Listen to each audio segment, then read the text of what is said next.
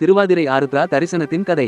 ஒருமுறை ஆதிசேஷன் மீது மகாவிஷ்ணு படுத்திருந்தார். ஆதிசேஷன், இன்று நீங்கள் எடை அதிகமாக இருக்கிறீர்கள். மகாவிஷ்ணுவின் பதில்: சிவபெருமானின் திரு நடனத்தை பார்த்து கொண்டிருந்தேன், அதனால் தான் எடை கூடியது போல் உனக்கு தோன்றுகிறது. ஆதிசேஷன்: நானும் சிவபெருமானின் திருநாட்டினத்தை காண வேண்டும். மகாவிஷ்ணு: அதற்கு நீ பூமிக்கு செல்ல வேண்டும். அங்கு முன்பு வியாக்கிரபாதர் என்ற முனிவர் இருப்பார். அவருடன் இணைந்து தவம் செய். சிவபெருமான் இருவருக்கும் காட்சி தருவார். ஆதிசேஷன் பதாஞ்சலி முனிவராக உருமாறி வியாக்கிரபாதர் உடன் சேர்ந்து தவம் செய்தார். சிவபெருமான் இருவரையும் தில்லை சிதம்பரத்திற்கு வர சொல்லி அங்கு இருவருக்கும் சிவபெருமான் திரு நடனம் ஆடி காட்சி கொடுத்தார். ஒரு நாள் தாருகாவனத்தில் இருக்கும் முனிவர்கள் சிவபெருமானை, கடவுளை அவமதித்து வேள்வி செய்தார்கள். அவர்கள் ஆணவத்துடன் இருந்தார்கள்.